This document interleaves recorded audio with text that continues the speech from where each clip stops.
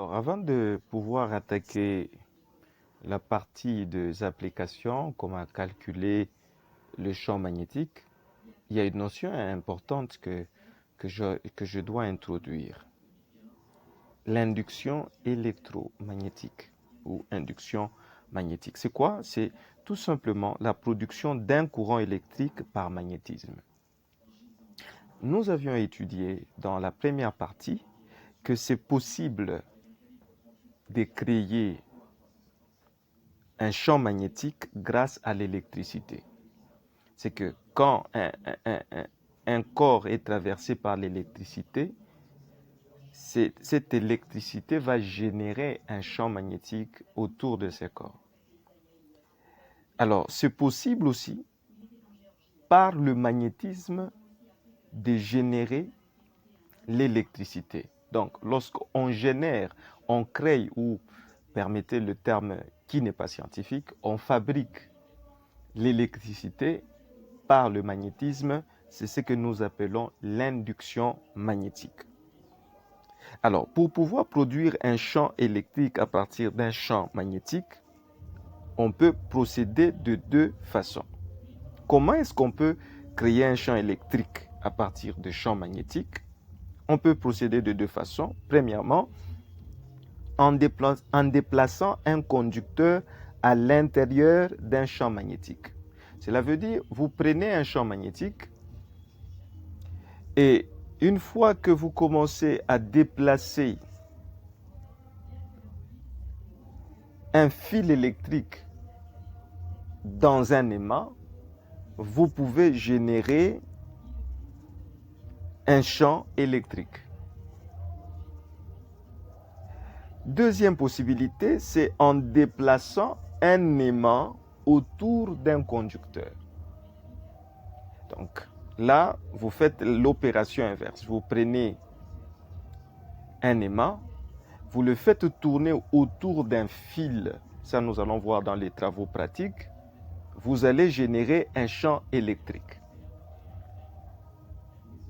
Alors, l'induction magnétique est largement utilisée pour transformer l'énergie mécanique en énergie électrique. Voilà. On donne l'exemple des centrales hydroélectriques.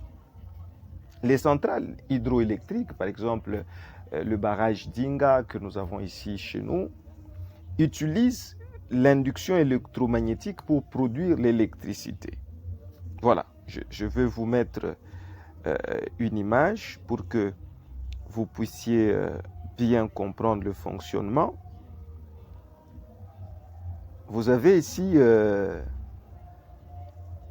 une turbine. Ok?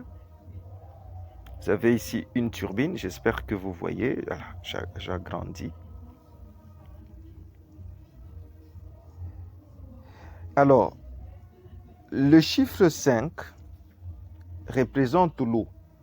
Donc, qu'est-ce qui se passe dans une centrale hydroélectrique? L'eau entre au niveau de la turbine et va faire roter ou faire tourner ce qu'on appelle le rotor, okay? Qui sont des hélices. Lorsque l'eau entre avec cette pression, ça commence à tourner, ça commence à tourner. Lorsque ça tourne, ça fait tourner un axe. Et cet axe,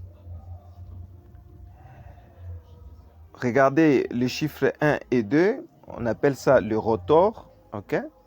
Ça fait tourner le rotor. Les rotors sont constitués d'aimants.